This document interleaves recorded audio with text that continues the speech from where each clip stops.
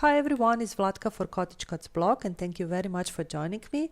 Today I'll be sharing this shaker box project and show you how to create this pillow box and transform it to the shaker box. For today's project I will use pillow box plus Cottage Cuts die, and I already cut the box out of light blue card base.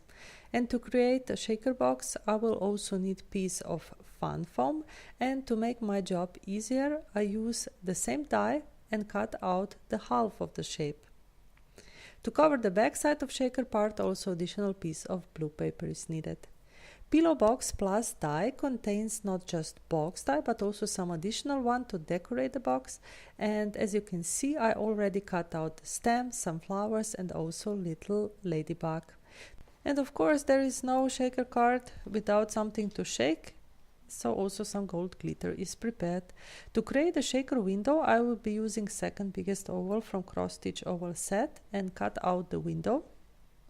You already saw how I position it. So my window is cut out, and don't throw away the oval piece because you can use it on any other future project. Next step is to prepare fun foam. I need the piece to be slightly smaller as inner shape, so I'm cutting off some of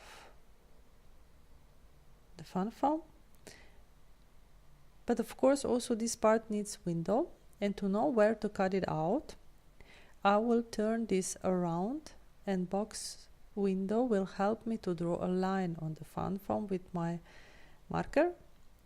And now it's really easy to put oval die on it and cut it out with my Sizzix machine.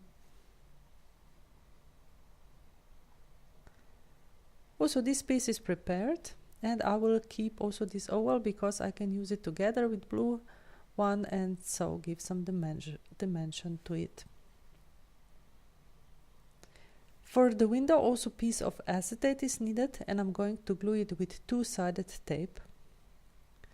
I need strong tape and I think two-sided tape is perfect. I will apply it on the back side of the box around the window, and then I will press acetate on it. And so our window will be finished.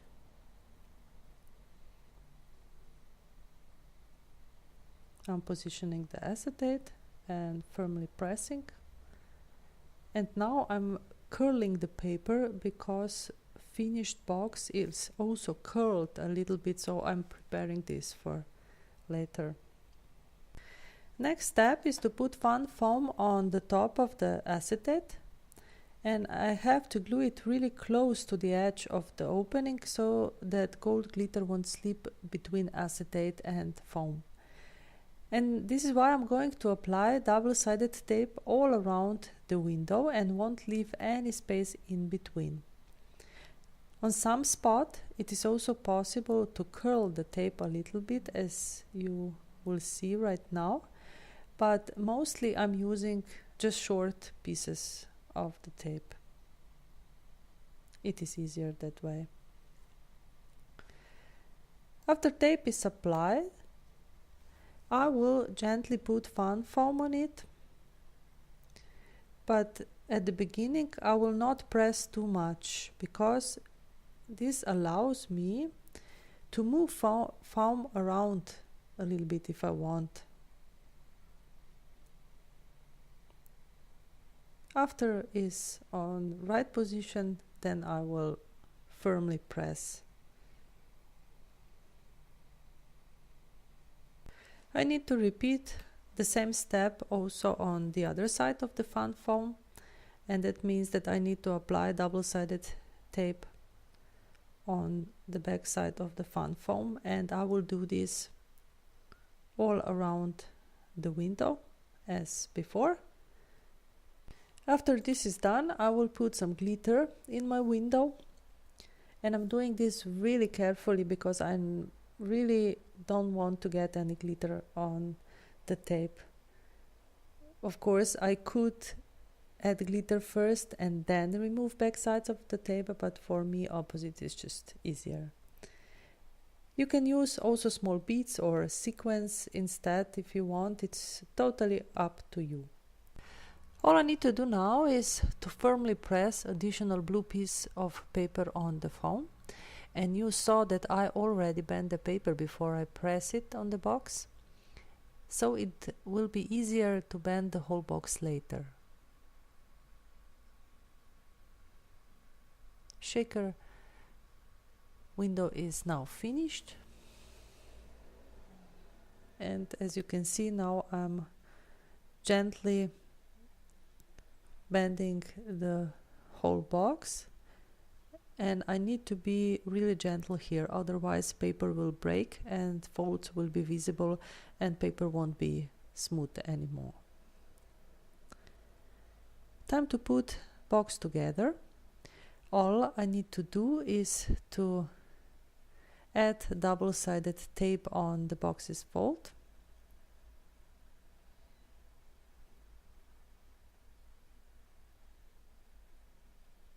And I need to press this fold against the back side of the box.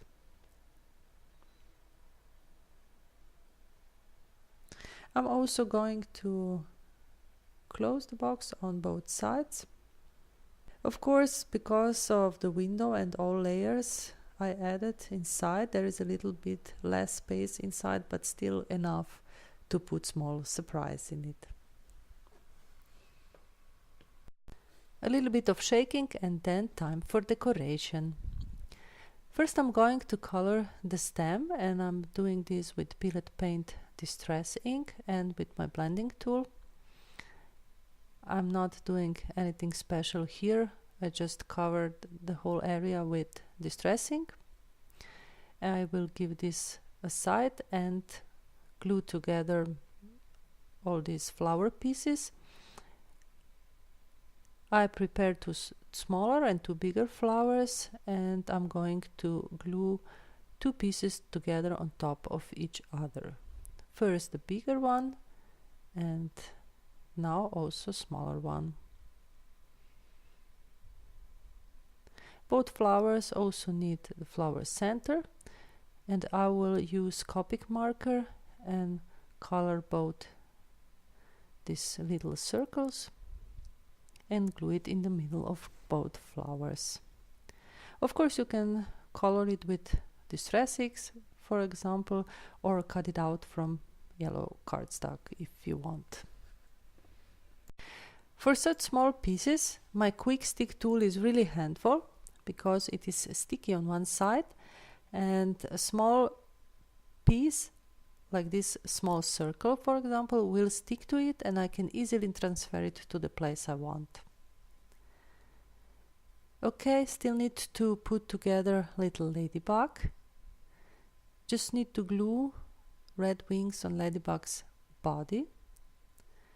This ladybug is really small, but also so cute.